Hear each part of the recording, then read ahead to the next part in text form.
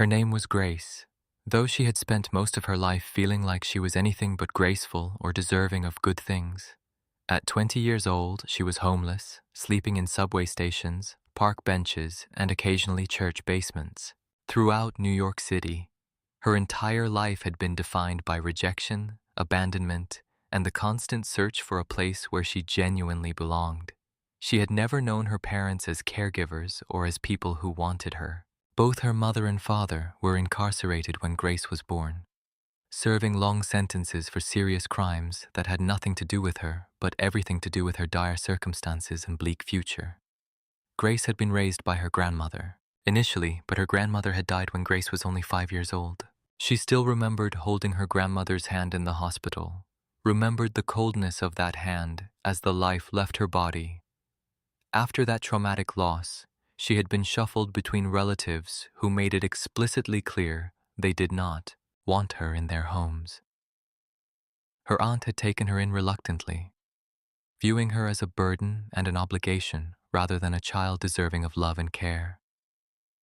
Her uncle had ignored her completely, pretending she didn't exist when she was in the same room. Her cousins had treated her as less than family, as someone who didn't belong, as the poor relation nobody wanted to acknowledge. There was always an implicit message running through those years. You are a burden. You are here only because the state is making us take you. You are here because nobody else wanted you. You are not truly one of us. You don't belong here. We tolerate you, but we don't love you. These messages had seeped deep into Grace's bones, into her sense of self, into her understanding of her own worth. She had internalized the belief that she was fundamentally unlovable, that there was something inherently wrong with her, that she would always be unwanted no matter how hard she tried or how good she tried to be. By the time Grace turned 18, her aunt had made it clear that she was no longer welcome. There was no dramatic confrontation or heated argument. Her aunt simply said that Grace was old enough to take care of herself now, that she was no longer the state's responsibility, that she needed to move out and find her own way in the world. Grace had left her aunt's house with a backpack containing a few changes of clothes and the deep-seated belief that she was fundamentally unwanted, that no one could ever truly love her, that she would always be alone in this world no matter what she did. She had spent the past 2 years surviving on the streets of New York City, working minimum wage jobs when she could find them, sleeping wherever seemed safe enough, trying desperately to exist in a world that seemed to have no place for her and no use for her existence. She had worked as a cashier in convenience stores, as a dishwasher in restaurant kitchens, as a cleaner in office buildings at night. She had collected cans and bottles for deposit money. She had done odd jobs for cash. Every penny went toward survival. Every ounce of energy went toward making it through another day. She slept in the subway trains when she had money for a fare. She slept in parks when the weather was decent. She slept in church basements and community centers when they would let her. She had learned to be invisible, to not draw attention, to take up as little space as possible. She had learned to be grateful for small kindnesses. She had learned that the world was largely indifferent to her suffering and that nobody was coming to save her. What kept Grace going through those dark years was a vague, fragile hope that someday something would change, that someday she would find a place that felt like home, that someday someone would want her, would choose her, would love her unconditionally, that someday she would matter to someone, that someday her life would have meaning and purpose. It was a fragile hope, easily crushed by the daily realities of homelessness, rejection, and hunger. But it was all she had. It was the thin thread that kept her from completely giving up and disappearing into the darkness. Then, on an ordinary Tuesday afternoon in early spring, while sitting in the New York Public Library using their free Wi-Fi to look for job postings on Craigslist, Grace had seen the listing. An abandoned bakery in New York City was being auctioned off by the city for $3. The listing included a photograph of an old storefront in a historic neighborhood with boarded-up windows and a faded sign that read, Rosetti's Bakery. Something about the bakery called to her in a way she couldn't explain or rationalize. Maybe it was because bakeries represented warmth and comfort and the smell of home-baked bread. Maybe it was because she had nothing to lose and everything to gain by taking a chance. Maybe it was because deep down, buried beneath years of rejection and trauma, she still believed in the possibility of belonging to something. Grace had $3. $3 she had been carefully saving from collecting aluminum cans and doing odd jobs around her neighborhood. She went to the city auction with her $3 in her pocket, sat in a plastic folding chair in a government office that smelled like old carpet and desperation, and she bought the abandoned bakery. She won the bidding against no one else. When the official handed her the keys, they felt heavy in her palm, weighted with possibility and responsibility and hope. For the first time since her grandmother died when she was 5 years old, she felt like maybe she had found a place to call her own. Maybe she had found a place where she could belong. Before we continue, if stories like this mean something to you, hit subscribe and tell us in the comments where you're watching from. We love seeing how far these stories travel. The bakery was located in a historic neighborhood in New York City, on a quiet street lined with beautiful old brownstones and century-old buildings that had stood for generations. When Grace went to see her new property 2 weeks after the auction, taking the subway to the location and walking the streets for the first time, she almost turned around immediately in despair and defeat. The storefront was a complete wreck and disaster. The windows were boarded up with heavy plywood that was weathered and cracked. The door was chained and locked with multiple padlocks. The facade showed decades of neglect and decay, with peeling paint, broken bricks, and boarded windows everywhere. The sign that once proudly read Rosetti's Bakery was barely legible, its paint faded and peeling away, worn by decades of wind and rain and New York weather. Everything about the building screamed abandonment and loss and decay. But when Grace managed to pry open a side door that had been nailed shut and stepped inside the darkness, her eyes adjusting slowly to the dim light filtering through cracks in the boarded windows, she gasped in wonder. The bakery was frozen in time, preserved like a museum of someone's abandoned dream. The large commercial ovens were still there, massive steel structures that dominated one entire wall. The work surfaces were covered in decades of dust and debris. Metal shelves lined the walls, still holding the ghosts of flour bins and sugar containers. There were work tables where dough had been kneaded. The wooden counter where customers would have ordered their bread and pastries was still there, weathered and broken and beautiful. It was like stepping into a time machine, into someone else's abandoned dream from another era.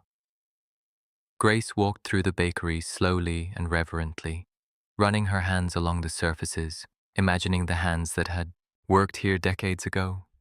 She imagined the baker arriving early in the morning while it was still dark outside. She imagined the smell of fresh bread baking, filling the neighborhood with warmth and comfort. She imagined customers coming in excited, looking forward to warm pastries and crusty loaves. She imagined the love and dedication that had gone into this space, the years of work, the generations of family recipes and traditions. And she felt something stir inside her chest. She felt hope. She felt possibility. She felt like maybe this broken-down bakery was a mirror for her own broken-down self, and maybe together they could somehow be restored to wholeness. As Grace explored the bakery more thoroughly over the course of several hours, she began to notice something strange and unusual. There were places in the walls that looked like they had been deliberately sealed or covered with plaster. There were areas in the floorboards that seemed newer than the surrounding wood, as if someone had carefully patched them up and replaced them. She began to investigate more carefully, using tools she found in the back room. And what she discovered changed absolutely everything about her life and her future. Behind a loose board in the wall, near the old ovens, carefully hidden behind years of accumulated dust, she found an envelope. Inside the envelope was money. Not a small amount, not a few $100s.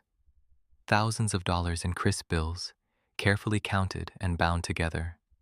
She stared at it in shock, wondering if this was real, wondering if she was dreaming, wondering if this was actually happening to her. She continued searching methodically, examining every loose board, every sealed section of wall, every suspicious-looking floorboard. She found more envelopes tucked behind bricks.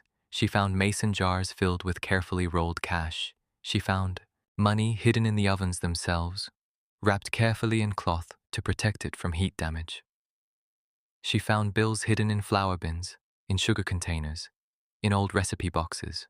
By the time she finished her methodical search of the entire bakery, Grace had found over $80,000 hidden throughout the space. $80,000 that someone had carefully hidden piece by piece throughout this bakery over what must have been many years, $80,000 that had been waiting here in the darkness and silence for someone to find it. $80,000 that was now legally hers, that belonged to her, that could transform her entire life in ways she could barely comprehend or believe.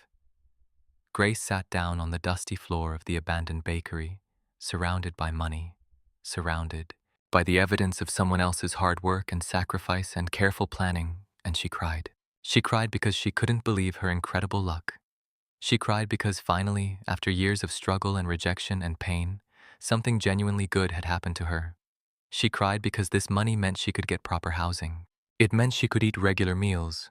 It meant she could go to school. It meant she could build a real life. It meant that maybe, just maybe, the universe was telling her that she mattered, that she deserved good things, that her life had value and meaning. But as Grace sat there in the dust and darkness of the old bakery, surrounded by the money and surrounded by the evidence of someone else's dreams, she began to wonder about where this money had come from. Why had someone hidden it here? Was it stolen money from illegal activities? Was it earned through legitimate means? Was it someone's life savings, carefully hidden away? Should she try to find the person who had hidden it? Should she turn it over to the police? Should she keep it for herself and start over? The questions weighed heavily on her conscience and her heart. Grace made a decision that night in the bakery that would define the rest of her life and her character. She decided that before she did anything with the money, she needed to find out the truth about where it came from and who it belonged to. She needed to know the story behind the bakery. She needed to understand the person who had hidden this fortune in the walls and floorboards of this space. She needed to know if the money was stolen or if it was legitimately earned and simply hidden for reasons she didn't yet understand. She began her research the very next day, spending hours at the New York Public Library using their free computers and their extensive historical archives. She researched Rosetti's bakery, looking through old newspaper records, business registrations, and city directories. What she discovered was a beautiful and heartbreaking story. The bakery had been opened in 1928 by an Italian immigrant named Giovanni Rosetti. Giovanni had come to America with nothing, had learned the baking trade, and had opened his small bakery in this quiet neighborhood. The bakery had served the community for nearly 70 years, becoming a beloved institution known for its authentic Italian bread and pastries. Giovanni had run the bakery until his death in 1985. His children had taken over briefly, but eventually they had moved away or pursued different careers. By the time his grandchildren inherited the property, none of them wanted to continue the family business. The bakery had slowly closed, and the space had been abandoned, forgotten by everyone except for the memories it held. Giovanni had died decades ago. His children had passed away as well, but his great-grandchildren might still be alive somewhere. Grace became obsessed with finding the Rosetti family. She spent weeks researching genealogical records, using public databases, contacting distant relatives through social media. She discovered that Giovanni had had 3 children. She tracked down their descendants. She made phone calls and sent emails explaining who she was and what she had found. She was honest about the money, explaining that she had discovered a significant amount of cash hidden in the bakery that her research suggested belonged to the Rosetti family. When she finally reached Giovanni's great-granddaughter, a woman named Maria Rosetti, Maria began to cry. Maria told her that her family had always wondered what happened to her great-grandfather's savings. Giovanni had been secretive about his money, telling his children that he had very little savings, that the bakery had barely made enough to survive. But the family had suspected he had hidden money somewhere, that he had been preparing for something he never lived to see. Giovanni had been terrified of banks after the Great Depression, terrified of losing everything, and so he had saved his money in the way he knew was safe, hidden in his bakery, in the walls and floorboards of the space he loved most. Maria told Grace that Giovanni's intention had been to leave the money to his children to help them continue the bakery legacy. But he had died unexpectedly, before he could tell anyone where the money was hidden. The family had looked for it over the years, but they had never found it. The bakery had been closed and abandoned, and the money had remained hidden for decades, waiting to be discovered. Maria told Grace that her family considered the money a blessing. a final gift from their great-grandfather who had loved his craft so deeply. But Grace made another decision that would shape her character and her future. She told Maria that she wanted to use the money to restore the bakery. She wanted to reopen it as a working bakery, honoring Giovanni's legacy and his craft. She wanted to bring the space back to life. She wanted to return it to its original purpose, to create a place where people could gather again, where bread could be baked again, where the community could be served again. Maria was moved to tears. She offered to help Grace, to share family recipes, to teach her the techniques that Giovanni had used for nearly 60 years. Grace spent the next year restoring the bakery. She used a portion of the money to hire contractors, to carefully restore the historic building while preserving its original character and charm. She worked with artisans to restore the old ovens. She researched traditional baking techniques and apprenticed herself to experienced bakers who could teach her the craft that Giovanni had mastered. She learned how to mix dough, how to shape loaves, how to score bread, how to understand fermentation, and time and temperature. She learned that baking was both science and art, both precision and intuition. Maria and her family became a real family to Grace, something she had never experienced before. They welcomed her into their home. They taught her family recipes that had been passed down through generations. They shared stories about Giovanni, about the bakery, about what it had meant to their family. For the first time in her life, Grace felt like she belonged somewhere. She felt wanted. She felt loved. She felt like part of a family, a real family, that chose her and welcomed her and valued her presence in their lives. When Grace was ready, she reopened Rosetti's bakery. She worked from 4 in the morning until closing time, baking bread using the traditional methods that Giovanni had used. She created the same pastries that had made the bakery famous decades ago. She served her neighborhood, creating a gathering, place where people came not just for bread but for connection and community. The bakery became a success, beloved by longtime residents who remembered the original Rosettis and new customers who discovered it through word of mouth and social media. But Grace also made sure to honor Giovanni's legacy properly. She established a scholarship program in Giovanni's name, using a portion of the bakery's profits to help young people from disadvantaged backgrounds pursue culinary education. She created a small museum in the back of the bakery, documenting Giovanni's story, displaying historical photographs, teaching people about the immigrant experience and the importance of artisanal craft. She turned the bakery into a community institution again, a place of meaning and connection and healing. At the same time, Grace enrolled in college. She studied business administration and culinary arts, wanting to deepen her knowledge and skills. She attended classes during the day and worked in the bakery during early mornings and evenings. She balanced work and school, something she never thought she would be able to do. She made friends for the first time in her life, real friends, who genuinely cared about her and wanted to spend time with her. Today, Grace is 25 years old. She owns and operates Rosetti's Bakery, which has become a thriving business and a beloved neighborhood institution. She has completed her college degree in culinary arts. She has published a cookbook featuring Giovanni's recipes along with her own innovations. She has been featured in food magazines and local news stories about the bakery and its restoration. But more importantly, she has found what she spent her entire life searching for. She has found home. She has found belonging. She has found a family that loves her and wants her and values her. The Rosetti family has become her family in the truest sense. Maria treats her like a granddaughter. Maria's children treat her like a cousin. They spend holidays together, celebrate birthdays together, support each other through challenges. Grace finally has what she always craved: people who choose her, people who love her unconditionally, people who make her feel like she matters and like she belongs. When Grace thinks about the bakery now, when she arrives at 4 in the morning to begin baking, when she smells the bread rising and the ovens warming up, when she sees her community coming in to buy bread and pastries and to gather together, she thinks about Giovanni.